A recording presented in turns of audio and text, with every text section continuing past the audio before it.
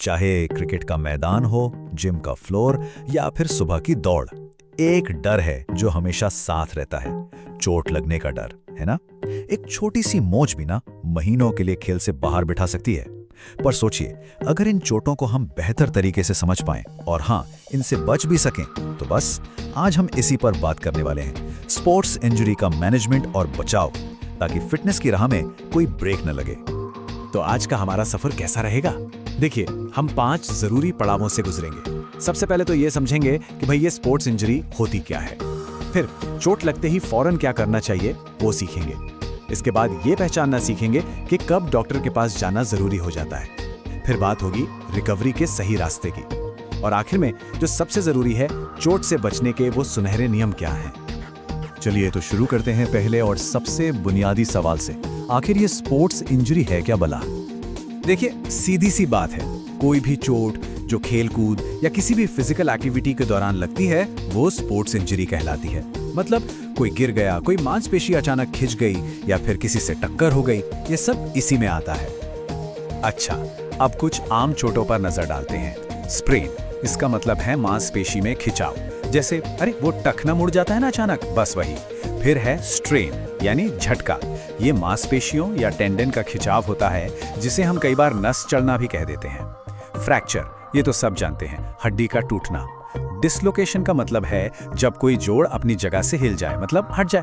और हाँ, टेंडनाइटिस, इसमें क्या होता है कि किसी टेंडन को बार बार इस्तेमाल करने से उसमें सूजन आ जाती है। तो मान लीजिए चोट लग ही गई, अब क्या? सबसे पहला सबसे जरूरी कदम क्या होना चाहिए? यहीं पर काम आता है तुरंत प्राथमिक उपचार। इसके लिए ना एक बहुत ही आसान सा फॉर्मूला है, RICE। राइस खाने वाला नहीं, R मतलब रेस्ट यानी आराम करें ताकि चोट और ना बिगड़े।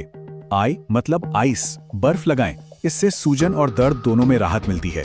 C है कंप्रेशन, मतलब बैंडेज से हल्का सा दबाव बनाना ताकि सूजन काबू में रहे। और आखिर में E यानी एलिवेशन, चोट वाली जगह को दिल के लेवल से थोड़ा ऊपर रखें, इससे भी सूजन कम होती है। लेकिन एक बात बिल्कुल गांठ बांध लीजिए, ये जो RICE मेथड है ना, ये सिर्फ पहला कदम है, फर्स्ट एड, ये पूरा इलाज नहीं है। अगर दर्द कम नहीं हो रहा या सूजन बहुत ज्यादा है तो इसे हल्के में लेने की गलती बिल्कुल मत कीजिएगा, फौरन डॉक्टर से मिले।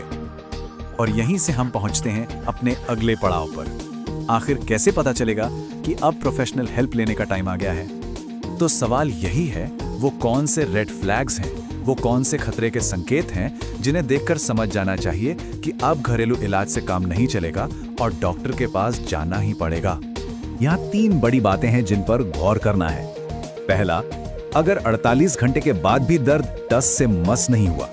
दूसरा, अगर सूजन है कि कम होने का नाम ही नहीं ले रही। और तीसरा, अगर उस हिस्से को हिलाने डुलाने में भी दिक्कत हो रही है। इनमें से कुछ भी हो तो सोचना नहीं है, सीधे डॉक्टर के पास जाना है। अब डॉक्टर क्या करेंगे?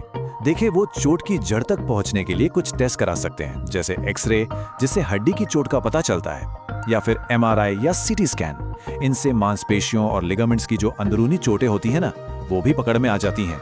और हाँ, वो ये भी चेक करेंगे कि जो ठीक से काम कर रहे हैं या नहीं। एक बार जब चोट का पता चल गया तो अगला और सबसे जरूरी कदम है सही रिकवरी। और यहीं पर फिजियोथेरेपी का रोल बहुत बहुत ज्यादा जरूरी हो जाता है। देखिए, फिजियोथेरेपी का मतलब सिर्फ आराम करना नहीं है, ये उससे कहीं बढ़कर है। ये दर्द कम करने में मदद करती है, शरीर की फ्लेक्सिबिलिटी यानी लचीलापन वापस लाती है, ताकत और बैलेंस को सुधारती है, और सबसे जरूरी बात, ये उसी जगह पर दोबारा चोट लगने के चांस को भी कम कर देती है। और हाँ, ये समझना भी बहुत जरूरी है कि हर चोट अलग होती है और हर किसी का शरीर भी अलग होता है। तो यहाँ वन साइज फिट्स ऑल वाला फॉर्मूला बिल्कुल काम नहीं करता।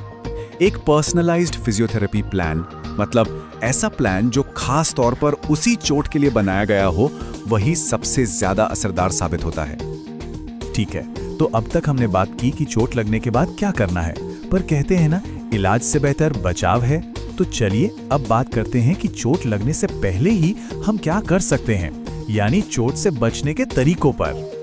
यहाँ 5 सुनहरे नियम हैं, इन्हें हमेशा ध्यान में रखना चाहिए। पहला, कोई भी एक्टिविटी शुरू करने से पहले वार्म अप जरूर करें। दूसरा, सही पोस्चर और सही गियर का इस्तेमाल करें। तीसरा, ओवर ट्रेनिंग से बचें, मतलब जरूरत से ज्यादा कसरत ना करें। चौथा, शरीर में पानी की कमी ना होने दें, हाइड्रेटेड रहें। और पांचवा, रेगुलर चेकअप कराते रहें। तो इस पूरी बातचीत का निचोड़ क्या है? सार बस इतना सा है, स्पोर्ट्स इंजरी को कभी भी नजरअंदाज ना करें। सही देखभाल ही वो चाबी है जिससे लंबे समय तक सेहतमंद और एक्टिव रहा जा सकता है। तो आखिर में बस एक मंत्र याद रखें, जल्दी इलाज इज इक्वल्स टू जल्दी वापसी। जितनी जल्दी इलाज शुरू होगा उतनी ही जल्दी मैदान पर वापसी होगी। अब जाते जाते एक सवाल, अपने अगले वर्कआउट को और ज्यादा सुरक्षित बनाने के लिए आज बताए गए नियमों में से कौन सा एक नियम अपनाने वाले हैं? इस पर सोचिएगा जरूर।